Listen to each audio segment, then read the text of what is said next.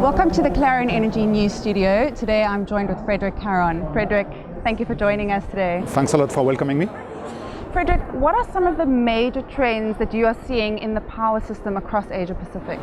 I would say there is really one major trend that we are seeing across all the countries in the region, and it is what the Minister of Energy in Malaysia has mentioned this morning in their keynote address, is the fact that renewable energy, especially solar energy, is becoming cheaper and cheaper. The Minister was mentioning this morning that already in Malaysia, solar energy is cheaper than gas-based power generation, and she expects that it will also be cheaper soon than coal-based power generation. And this is the same trend we see in all the countries. It's going to happen at a different pace because each country has its own mix of fuel supply.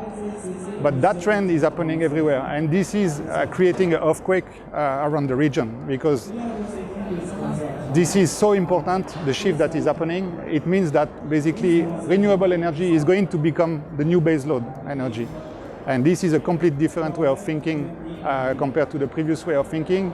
And now policymakers, they have to integrate this new fact when they are planning their policy for the future power system, which needs to be reliable, affordable and sustainable.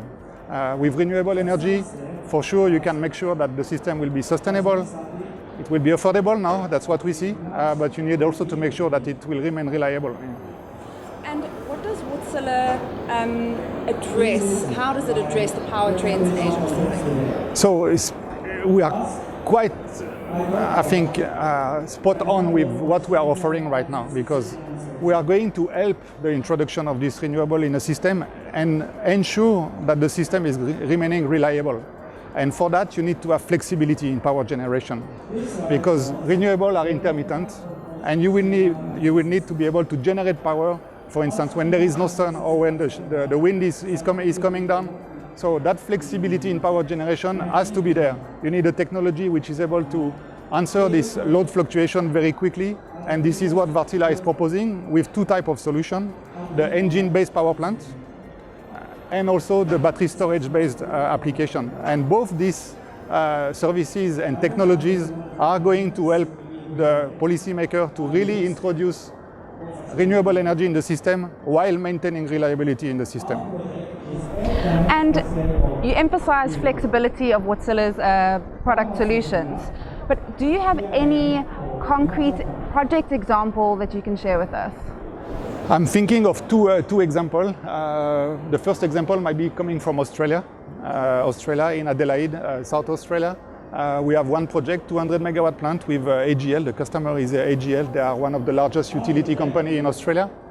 And they have already changed their mindset and their way of looking at new power generation capacity in their system. They were supposed to initially develop a coal-fired plant, but then they realized that actually a combination of solar, wind, engine and batteries is going to be a cheaper solution, more sustainable solution. The fact that the Australian market is probably the most advanced market in terms of liberal regulation in the region, which is allowing also dispatchers to come up every 5 minutes with a new generation bid on the system, and that only the engine technology is able to provide that type of service. So that flexibility, AGL has really looked into it and seen the strong value. So that's one example.